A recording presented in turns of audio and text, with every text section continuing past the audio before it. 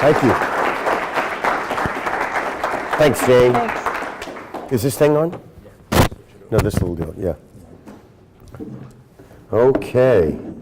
Well, thank you all for coming. I have a passion for medical device innovation, like Jane just said, and if you get nothing else from this talk, hopefully that will come through.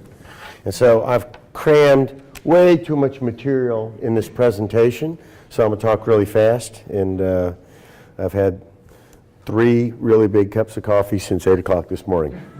So here are my old affiliations. I'm a professor at Baylor and a heart surgeon at the Texas Heart Institute. But as you just heard, 9 months ago, I transitioned to a full-time role with Johnson & Johnson.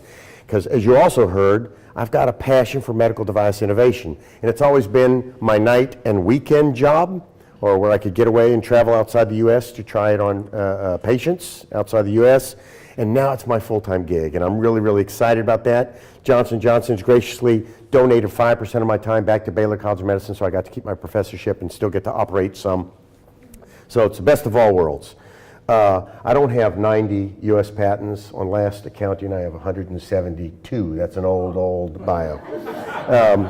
Now I'm going to talk about a lot of stuff. In academics, you always have to have this slide. I'm very conflicted with everything I'm going to talk about. Encourage you to listen with the appropriate filters in place. I'll try to maintain equipoise. How many of you have heard of this guy, Thomas Malthus? Yeah, he wrote these very controversial books about our future, the future of society on planet Earth. He used the number of acres that would grow crops. He knew how long stuff would stay fresh and how much it took to feed a man, a woman, a child, a soldier, and calculated very, very accurately that if there are more than 2 billion inhabitants, there'll be famine, wars, and societal collapse. So that's going to be really scary when that happens. So we know that that happened a long time ago. Were his calculations wrong? No, they stand up. Scholars scrutinize them and go over these tomes today and write papers about it. It was a very exacting and granular analysis, but what he couldn't have anticipated was all the cool innovation that happened in the 180 years after his death. We have genetically altered crops that grow in a much wider range of climates. We can keep them fresh with our amazing transportation system.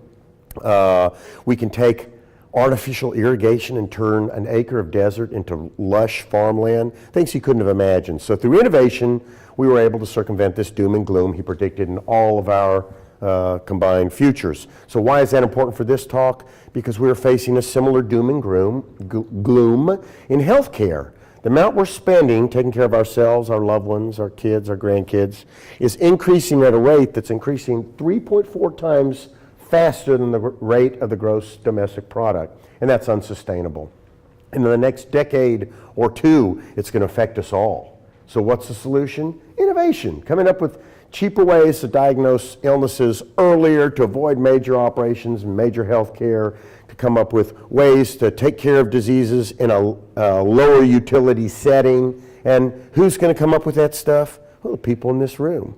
I mean, you're here for a reason. You're interested in med tech. Hopefully this talk will inspire you to pursue a career in it, and some great eurekas will come out of this room, I guarantee you.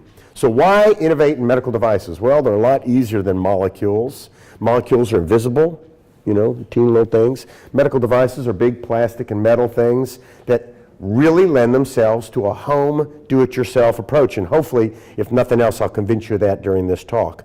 So why do it? Well, altruism. It's not a nice to have. Hey, it's a must-have. Our community survival depends on it. If that doesn't float your boat, financial rewards. You invent something important, it can affect your own economic trajectory. But I suspect the reason all of you are here has nothing to do with that. It's excitement.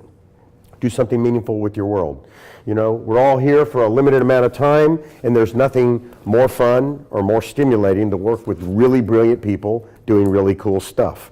And so I can tell you from my experience, that's the case when you decide that you're going to be a medical device innovator.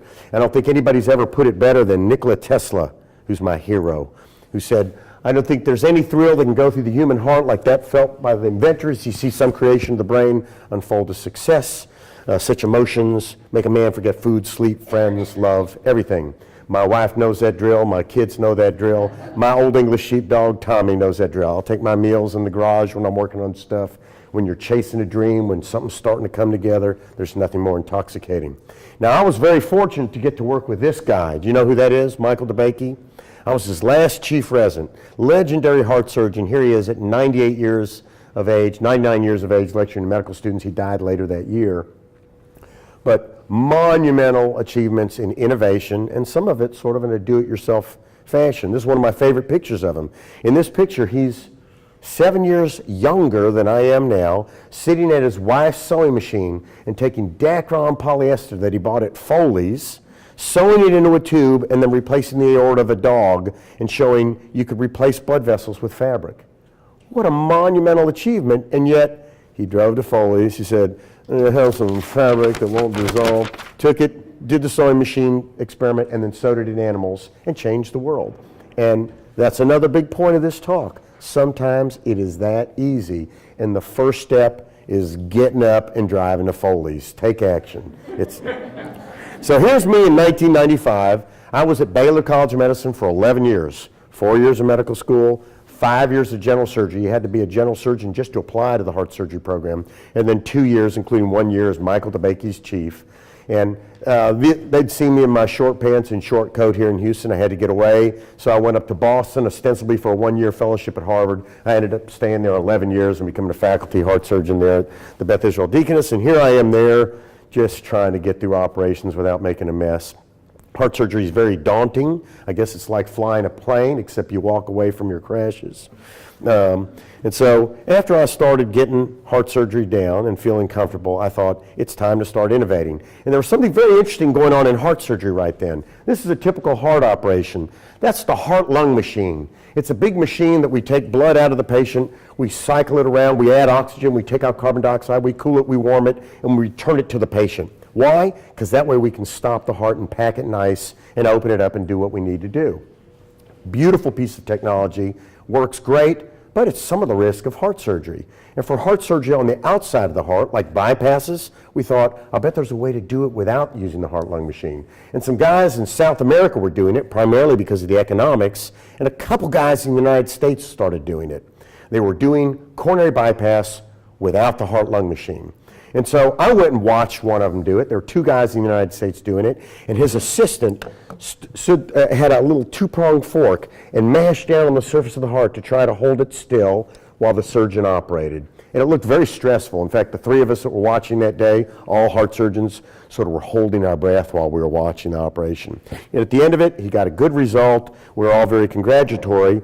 And I was just 2 years into my practice, and so I was kind of shy. These other guys were all talking, and I finally spoke up and I said, "It looks like your assistant's job is almost as hard as yours, because if you mash down too hard, the heart couldn't beat and the blood pressure would drop, and the anesthesiologist would say, 'Let up, let up, let up.' If you didn't mash down hard enough, the heart would slip out and he'd have to stop the operation and reposition him." So I said, "You know, your assistant's job looks almost as hard as yours. Why don't they make it so that thing that's holding the heart still locks to something so you can set it just right?" And he said, "Well, I'm sure someone's working on that." I said, "Yeah, me?" So I envisioned something that looked sort of like a cut-up spoon. In fact, it looked just like a cut-up spoon. So I went to Stop and Shop grocery store. This is that same week. I got home. I got a bunch of soup spoons, and I'd take them home to my apartment. I didn't have a shop. I had a Dremel, some files, some sandpaper, a Sharpie marker. We were living in the North End in a apartment building. I'd go down to the concrete and pound it flat.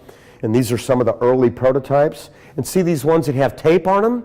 That's to mark them as my set, because those I was using on patients. I did a bunch of animals. It started working okay. It was really funny. I was going to Stop and Shop to pick up spoons all the time. It was always late at night after I got off call. I'd have my scrubs on. Sometimes I'd have blood on me. And I'm buying all these spoons. And the same lady's always waiting on me. And one day she goes, "Why are you getting all these spoons, Doc?" And I said, "Oh, I'm working on a thing to allow you to do heart surgery without stopping the heart." She goes, "Oh." She must have heard that a lot. Anyway, so here's the first human case. There through a little cut between the ribs. Since I didn't need to put the tubes and hoses in the heart, I didn't have to open the old chest. I could just sneak in between the cuts. I could take the artery down from the back of the breastbone. That's the artery there. And you don't even see the heart beating. But it's herniating through the little hole in the heart, these little rubber bands threaded under it, cleated. And I did that operation. That guy didn't have his chest open. He didn't have his heart stopped. He went home the next day after a bypass. So I started doing a lot of these, and industry started getting interested. It was my first patent. It was my first commercial product. You can see the evolution from spoon to this. And here, watch. I'm going to make a little cut in the artery. I think you can appreciate the blood spraying out. As I tighten this rubber band, though, it pulled it up against the back of this, stops the flow. If I were trying to sew here or here or here to these arteries, they're about as big around as spaghetti. They're very delicate. No way.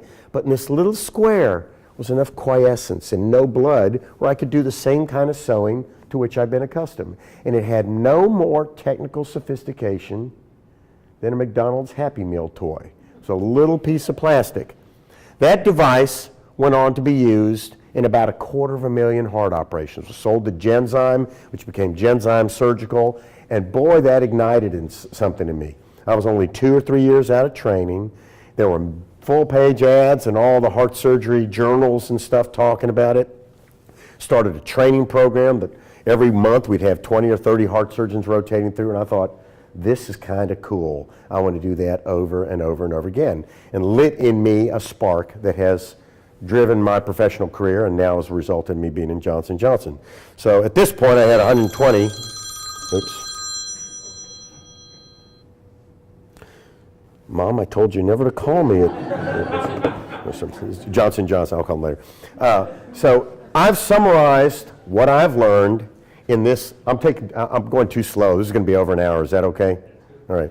This is a list of ideas I have about how to innovate in medicine, and it's very teachable. It's very learnable. I call this Medical Device 101, and I'm going to run through some of these. First of all, focus on stuff you understand. We're all domain experts in something. Study your own life, the things you do that are frustrating, the things that cause you pause, the things you procrastinate to the end of the day. It doesn't have to be in medicine, in any field. Look, somebody made the observation that people were lugging suitcases through an airport and said, why don't we put wheels on them? We all sort of just do the things we have to do, but we really don't have to. If you observe the things you don't look forward to doing, the things that are hard, the things that you struggle with, there's an opportunity. That's what all innovation is about. If you identify the challenging things you do in your day, as an engineer, as a scientist, as a physician, anything, there's an opportunity. If it's frustrating to you, it's frustrating to people that do what you do. Things you hate doing. For example, my wife, here's our refrigerator, and she had 2 big trays of stuff, and she wanted to get the refrigerator, and the counter was all cluttered with stuff. We have 5 children, so she had to put one down and go like this and open it and run over, and she said, why don't we have a foot pedal to open the refrigerator? I go, because you just thought of it. So anyway, that's how innovation happens. Once you start looking at the world through those glasses, there's opportunities everywhere. And then in 2017, it's really important that it have economic overtones. It's got to decrease the length of hospitalization, avoid complications, diagnose things earlier. So that's how I encourage people to think of ideas. When you're thinking of ideas, think of simple solutions. If you come up with something and everybody says that's too simple to work, hurry up and patent it. It's probably the next brilliant thing. This is a list of medical devices that great people have innovated. All of them were slapped down and told that their idea wouldn't work because it was too simple, and many of these have gone on to change how we practice medicine. One great example is the balloon embolectomy. There's a condition called atrial fibrillation, where this one chamber of your heart, the left atrial appendage, stops beating, blood clots in it, the clots break off, they go to your brain, it's a stroke. If they go to your leg, you can salvage it, but you got to rush them to the operating room. It's blocking off the blood supply to your leg. And they used to make a big cut all the way down the leg looking for the clot. My friend Tom Fogarty was a medical student. He was 24 years old, and he saw one of those operations. If you had one of those, there was a 50% chance you'd die if you threw a clot to your leg, and those that survived, 50% of them lost their leg.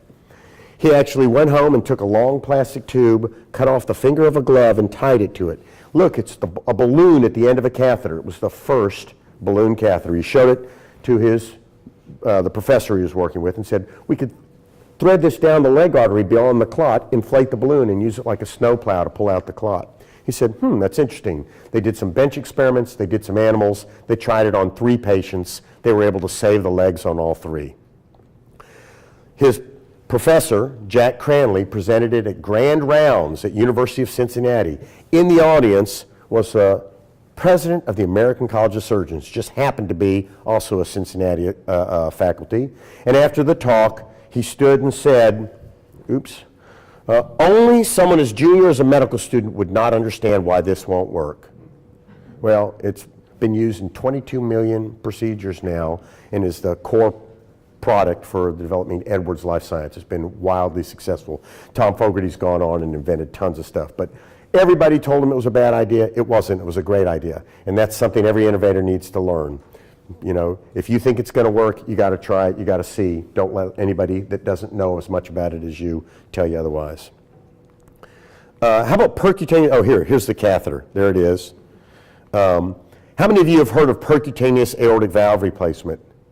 It's a new technology where instead of putting you to sleep, opening up your chest, putting you on the heart-lung machine, stopping your heart, opening the aortic, cutting out the aortic valve and sewing in a new one, they just take one and thread it up your artery under x-ray on a stent and push the aortic valve to the side. When I first saw it, when everybody first saw it, we said, this is crazy, there's no way this is going to work.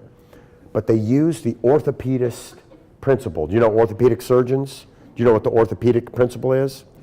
If brute force doesn't seem to work, you're clearly not using enough.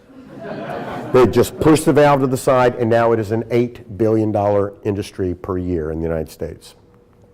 This last one is something that I wanted to work on 5, 6, 7 years ago, and everybody told me that there's no way it would work. Were they right or was I? Well, stay tuned.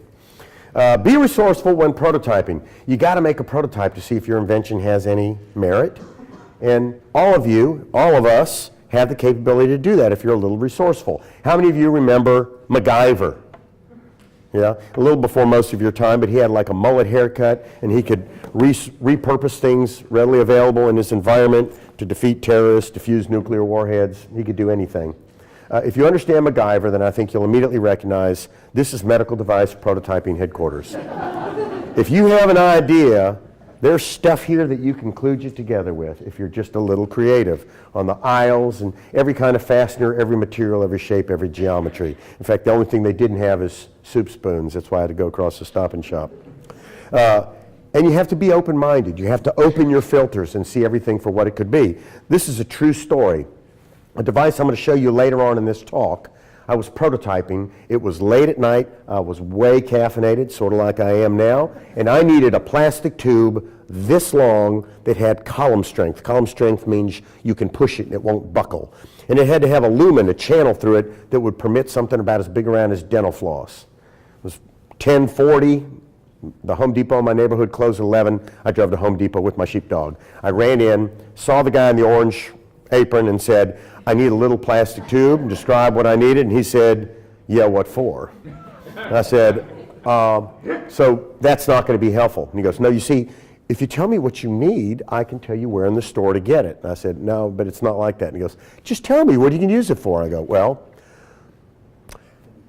I'm trying to design a device to tie off the left atrial appendage in patients with atrial fibrillation without opening the chest and do it under x-ray. And he kind of looks at me for a second. He goes, no, man, we don't have anything like that. The store is almost closing, so he's got a clipboard. He's going around checking inventory, and in his right hand, hanging next to his right leg, he's got a bottle of Windex, and in the Windex is my tube. So he said, no, we don't have it. Not only did he have it, he had it in his hand. When you open your filters, there's opportunities, there's materials, there's supplies everywhere. And don't get hung up about quality. Why don't people prototype? Why don't they write songs? Why don't they write poetry? Because you're afraid that it's not going to be good. Get over that. If it's not good, it'll be better the next time. And you iterate and iterate, and you learn, you get better. It's like playing the violin. Whoever played the violin for the first time and it sounded good? No one. Prototyping, inventing, all that stuff's the same way. You got to work at it. These prototypes, those are laughably crude, but they accomplish something. Tom Fogarty, this is something he invented. I won't tell you what it is because it's complex, but here's his prototype. Some corn on the cob tongs, a piece of coat hanger wire. If the legendary Tom Fogarty's allowed to make a prototype that ill-devised. I think we all are. Here's an example of that. This was my second product to make it to market. When we put valves in, heart valves, when we do heart valve surgery, we use pieces of string that have a needle on both ends and a little piece of felt. The felt keeps the string from pulling through the tissue.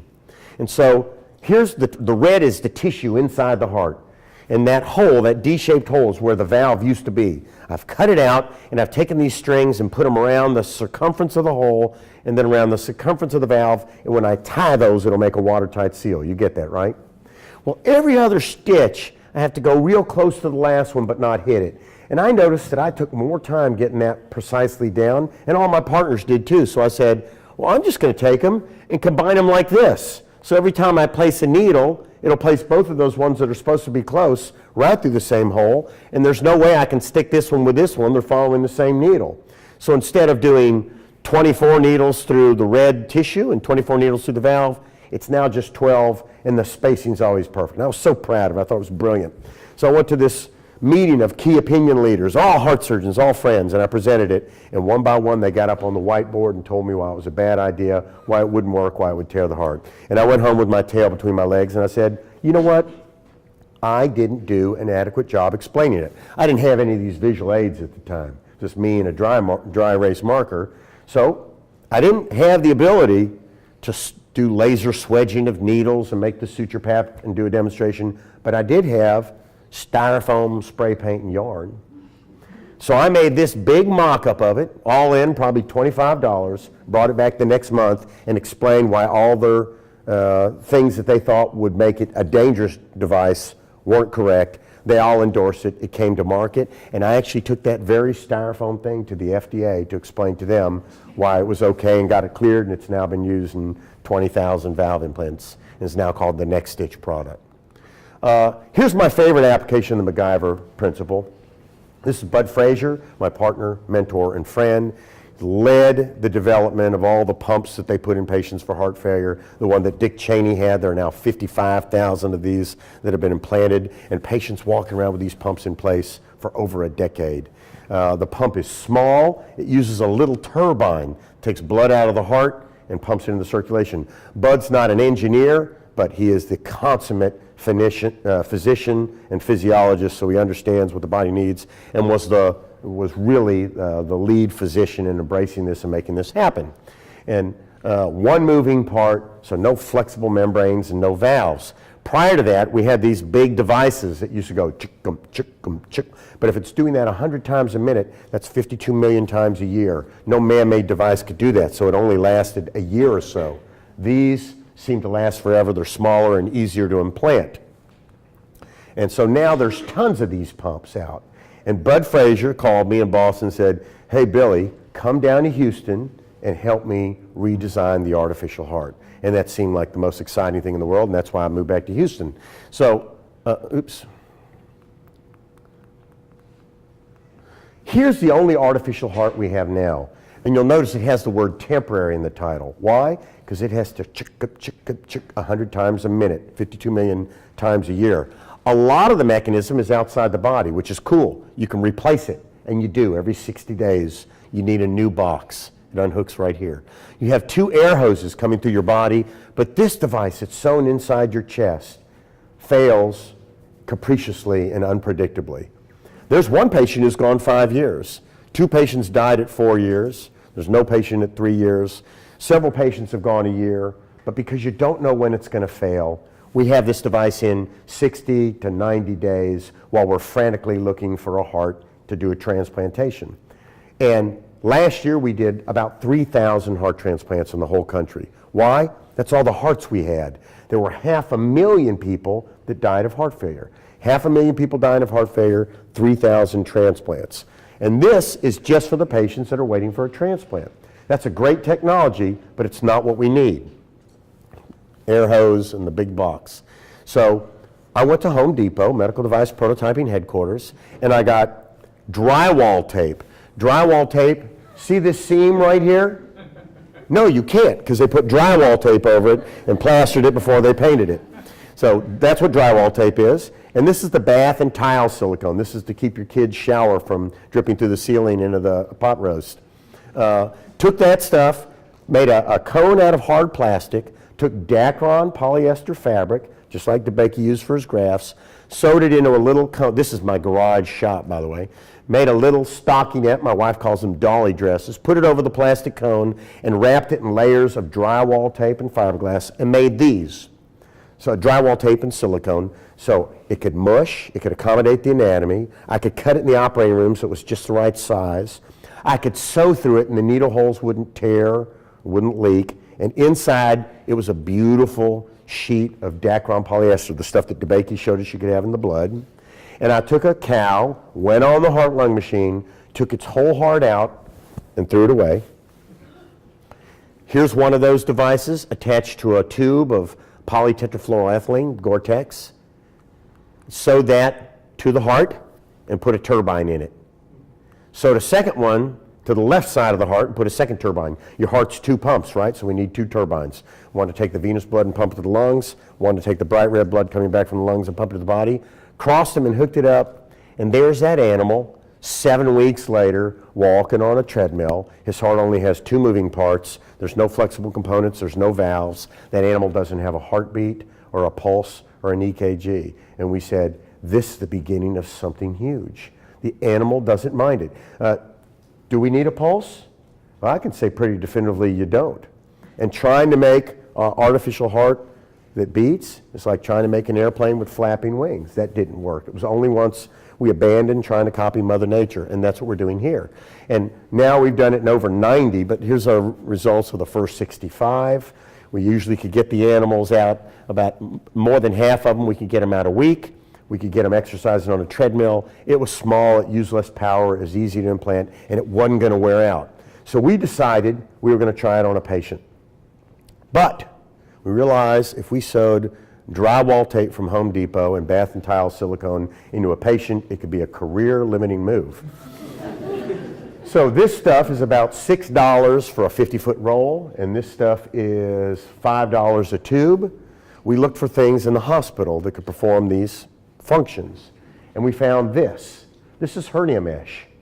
Hernia mesh is about $2,000 a sheet. And so if you wanted to drywall your house with it, it'd be very ill-advised. But it was perfect for this because it was approved. Similarly, this is a Dacron cardiovascular sheet. Instead of $9 a square yard, it's about $1,000. And medical silicone, and we kludged together the world's first continuous flow artificial heart. And if any of you are at a CVS or a Walgreens later on this week, on the newsstands now is a National Geographic magazine called 101 Inventions That Changed the World. This is on the page opposite the picture of Rob Jarvik and the Jarvik heart. So we made the 101 most impactful inventions, which is pretty cool. Look how much smaller it is than the only pulsatile artificial heart that's ever come out. And here we are on that fateful day implanting it in a gravely ill patient. And you can notice that the writing on his hat is backwards. That's because I flipped this to make it look like I was the surgeon and not the assistant. Anyway, so this was a gravely ill patient who had a condition called amyloidosis, where his bone marrow was cranking out this nonsense protein, and patients that get it, sometimes it precipitates in the kidneys, they develop kidney failure. Sometimes it precipitates out in the liver, they develop liver failure. This guy had it in his heart, liver, kidneys, and we found out later, in his lung. He was in cardiac arrest, being kept alive by a pump at the bedside that's approved for use for 5 days. He was in the 12th of his 5 days, and we said we have nothing else to offer him. His heart was too small to put a temporary pump in, and he had failure of both chambers. We talked to the family. They said, if there's anything you can try, he would support it. He was in a coma, cardiac coma. His kidneys had quit. He was on dialysis. He was in liver failure, and the family said he was an engineer. He would really embrace this. And so on that day, we took him, we cut his heart out, and we sewed it in. Here's his x-ray the next morning. No heart. The heart shadow is usually about right here. Instead, he has these 2 turbines. No pulse, no heartbeat. Here he is 2 days later. He woke up, he got off the breathing machine. He worked on his laptop. He couldn't leave the ICU, but over the next 5.5 weeks, you can see how yellow he is. That's because he's in liver failure. His liver failure got worse and worse. He was on dialysis. We found out that he had amyloid in his lungs as well. We were thinking maybe if we could get him strong enough, maybe we could do a bone marrow transplant. If we could get him through the amyloid, then later on do a heart, liver, kidney transplant. But because he lost, after 5 weeks, he no longer could wake up and interact with his family. And after some very difficult conversations, we turned the device off. But the device never missed a beat. Well, it didn't beat, but you get my expression. So very, very tragic, very, very brave family. Got a lot of publicity out of it. We did a TED Talk on it, which was great fun. But the most important thing, here we are, National Geographic, and the cover of Popular Science. I read that just religiously as a kid, and to be on the cover was really meaningful to me. But the most important thing that came out of it is we met this guy, Daniel Timms, a young man who did his PhD at QET in Brisbane, Australia. He had developed a continuous flow artificial heart, didn't have the means to actually make it, certainly didn't have an animal lab to test it, but had a brilliant, brilliant idea. His father died of heart failure while he was getting his PhD, and he was looking for a home. He came to see us. We have a lot of people coming to see us with a lot of stuff. I thought, oh, a guy traveled all the way from Brisbane. I guess I should hear him out. We put a half an hour on the schedule, and a lot of the stuff that comes in is pretty goofy. And I thought, well, I'll let the guy down gently, and maybe there's some brilliance in it. 5 hours into our half an hour meeting, I was begging him to come to the Texas Heart Institute. He said, well, I need $250,000, I need $2.5 million to bring the team. We went up to Mattress Mac at Gallery Furniture. He wrote us a check. We brought the team. That's 4 years ago, and now it's one of the most exciting things I've been involved in. Here's the team, here's the device, and I'll talk more about it at the end of the talk. It's an amazing, amazing device. One moving part, no mechanical wear, it'll last forever, it'll outpump any device, and we've had great success with it, and first in man will probably be in the next year and a half. This is my favorite quote about innovation. Thomas Edison, to innovate, you need a pile of junk and a good imagination. Every medical device has an expiration date stamped on it. It has nothing to do with the device, it has to do with sterility. Find where that stuff goes, buy the guy dinner, he'll let you dig through his stuff and take what you want. This is a larder we have over at the Texas Heart Institute with about $20 million worth of expired medical devices. And since most medical devices sort of look like other medical devices, with this we can cut, glue, weld, whatever, and make prototypes of things to try them. What a great resource, and it's free. Now, some of this goes to landfill, some of it they ship to the third world. We take our guy deep sea fishing once a year, and he lets us take what we want. And then you got to build a team. No one innovates on their own, and the way you build a team is leverage your passion and enthusiasm. A prototype really helps.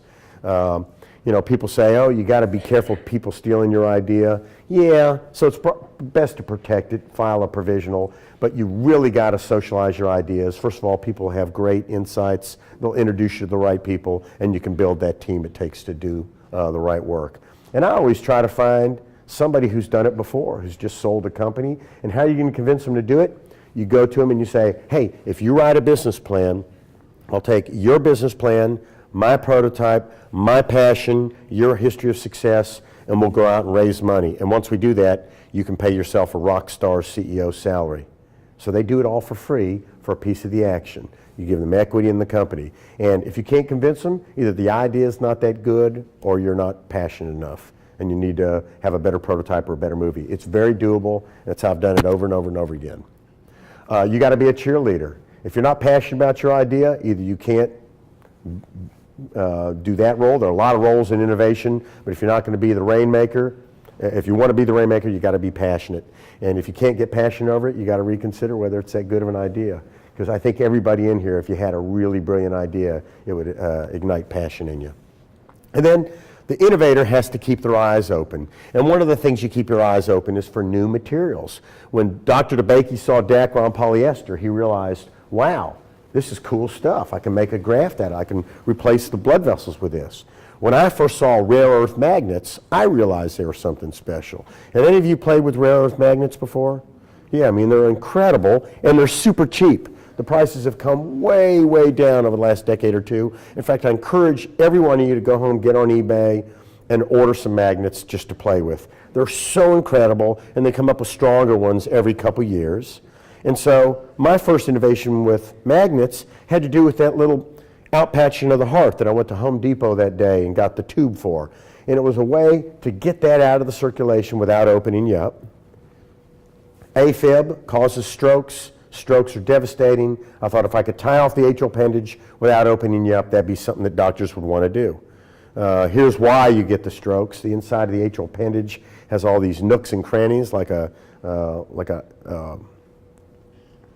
are they called? Waffle. And clot forms in those. If we could tie that off, maybe that'd be a good thing. If we could do it without surgery, that'd be even a better thing. If I put it outside the heart, maybe the regulatory hurdles would be lower. So here's what we did. I went to my little junk closet, I ordered a magnet, and I took a Fogarty balloon and put a magnet on the end of it. I didn't have a nice left atrial appendage, so I made one out of a baggie. There's the magnet in the baggie. Here comes a magnet outside the baggie. That's going to allow us to slide something up between the heart and the heart sac, to slide a piece of string that was already tied over the left atrial appendage. I'd inflate a balloon, and then I'd pull the string through the light blued tube that used to be in the Windex bottle and tie off the appendage. With this, I was able to go out to Sand Hill Road in Silicon Valley, find a CEO, raise the first couple $1 million. That was about $90 million ago. We've now done 5,500 patients with this and in a big FDA trial. But it started with just kludging, making something kind of goofy, tying off a baggie, and then going out and being a cheerleader for it. This is what the product looks like now. And here's in a patient. You can see the magnets come together. It's really cool too. We do live cases. That's how you teach people about new technology. And they'll have these meetings like the TCT in Washington, D.C. And there'll be 700 doctors in the room. And somebody will be doing the procedure and somebody else is moderating. And I'm usually standing in the back of the room just crossing my fingers hoping the procedure goes well. And when the magnets go click and click together, all 700 people go, oh, and I go. So here's the whole procedure. Here's the device. That's the little loop. It's a gold-plated nitinol wire so you can see it great on x-ray. There's a string that goes right next to it, so we just drop off the string. So we're able to get it through the FDA as a 510K, much lower hurdle, leaving a piece of string outside the heart. Now we're having to do an FDA trial to show that it prevents strokes. So it's done in the cath lab without an incision, and here's the procedure. There's the left atrial appendage. There goes the magnet into the left atrial appendage. This is an echo probe so we can watch what's happening. There comes the balloon. Now the two magnets, they missed. Try again. There they click together. Now we're going to ride that rail out with our loop. We know the tip of that appendage is right here. One magnet's inside, one magnet's outside. We're going to slide it up and over. We're going to fill the balloon. We're going to fill it with dye so we can see it. We're going to tighten the loop. The balloon keeps it from slipping off when we tighten it.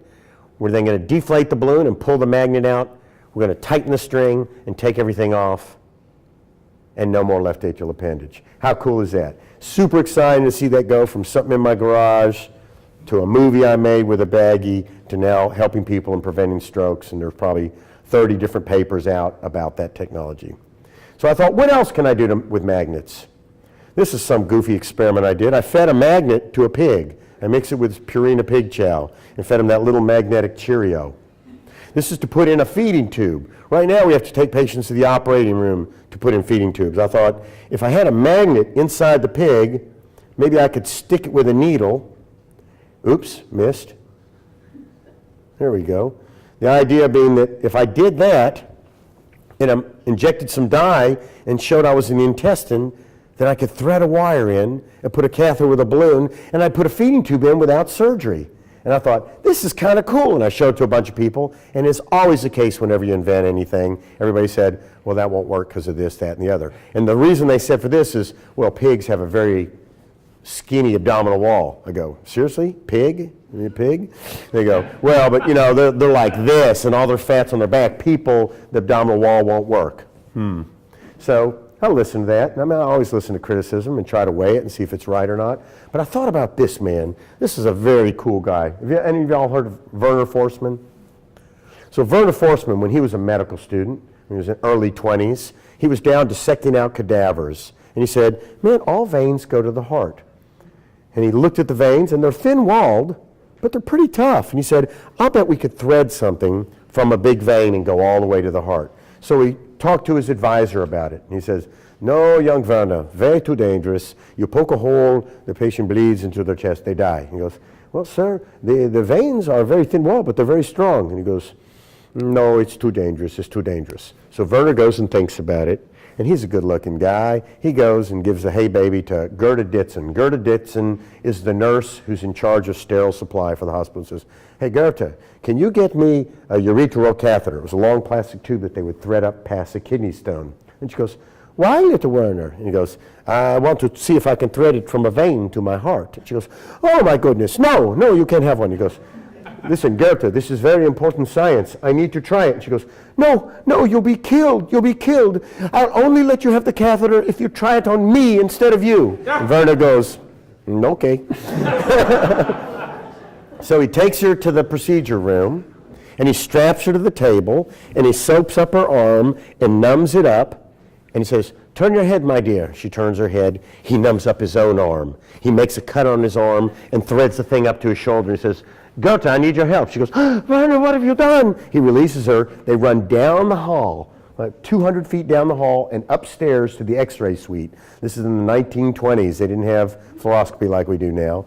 He stands in front of the x-ray machine. They take a picture. They show the end of the catheter in his right atrium. He advances a little more. They take another one. It's in his right ventricle. He takes it out and holds the dressing. He then shows it to his supervisor, who says, oh, that's quite a thing you've done there, and says, man, maybe it would be helpful. Not long after, they have a patient who's dying of a bacterial infection, bacterial in the blood. They're giving her the highest doses of antibiotics they can. They go, let's put the thing in her heart and we'll give her 10 times that. They do it and she survives. They write it up. It's the first central venous access, something that's done tens of thousands of times in Houston every year. I mean, millions of times, six or 7 million times a year in the United States. They write it up. The head of the hospital, Sauerbruch, reads the publication when it comes out. In it, he describes the fact that his supervisor said no, and he did it anyway on himself. He calls the guy in and summarily fires him.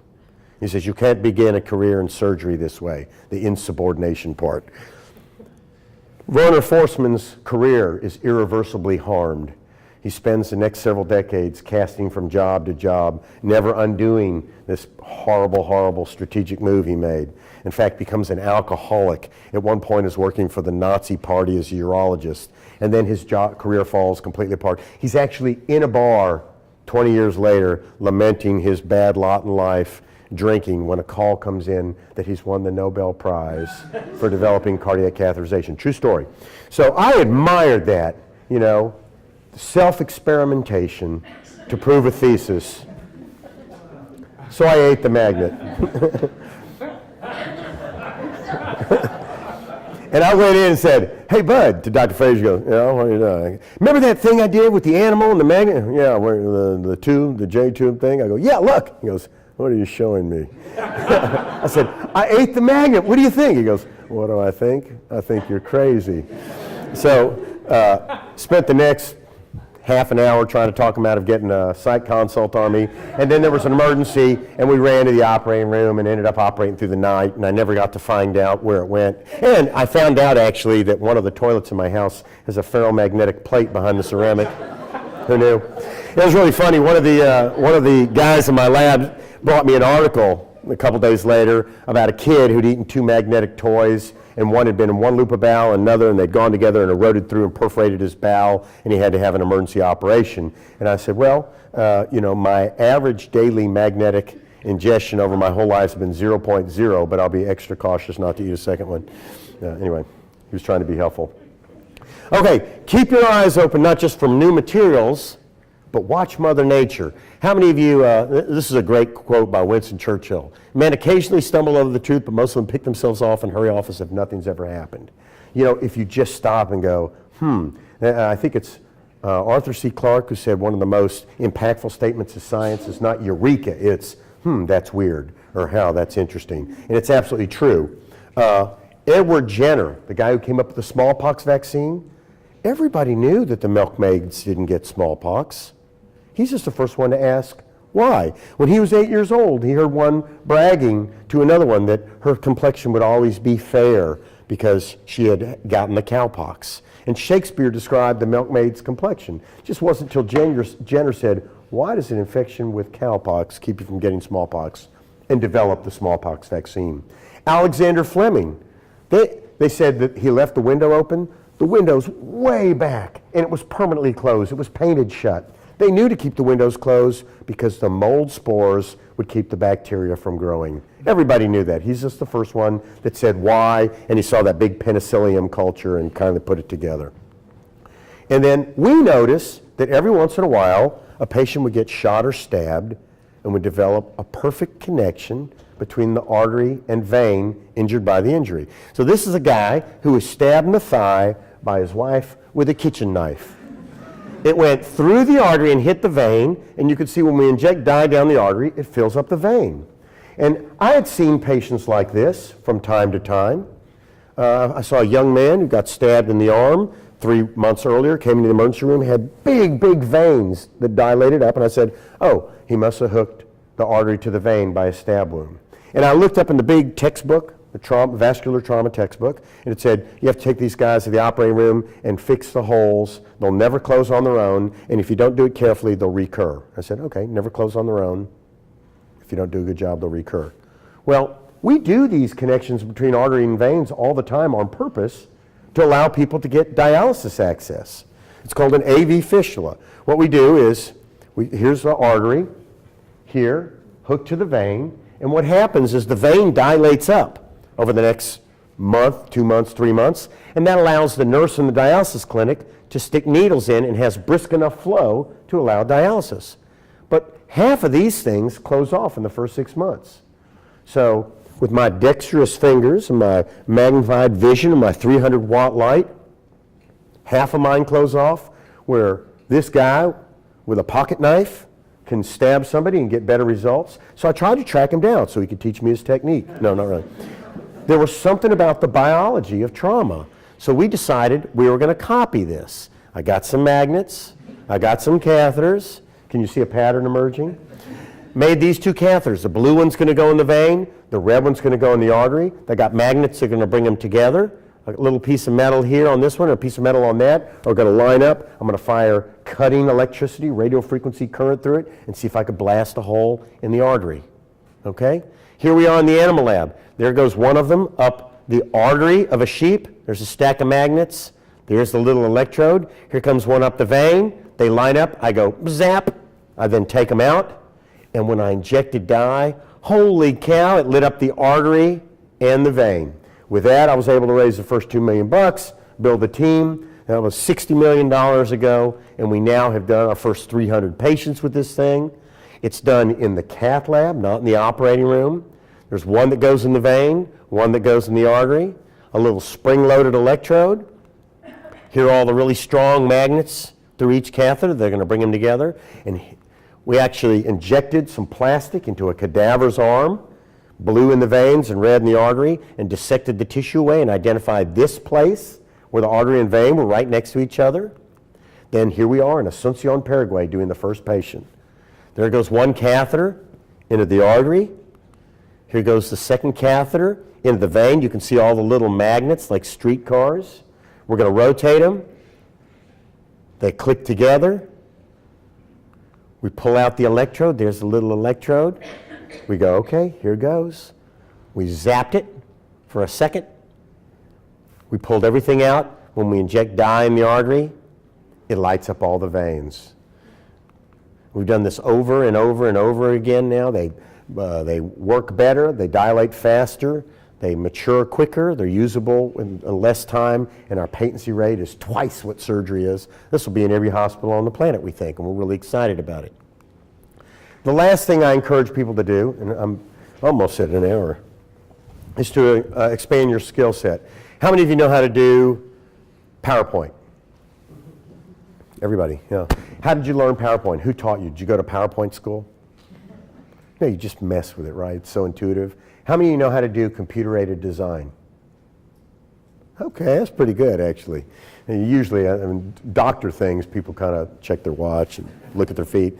Yeah, everybody needs to learn to do it. It's so easy, it's fun, it's cheap, it's cool. When I was making these, there's my machine shop that I have behind my house in my garage. We're now building a 26,000 square foot one over a mile from here, which is New Billy World. I encourage you all to come visit. But this is my favorite thing. This is a Mac tool. It's like 75 bucks on Amazon. There are now free versions of this software.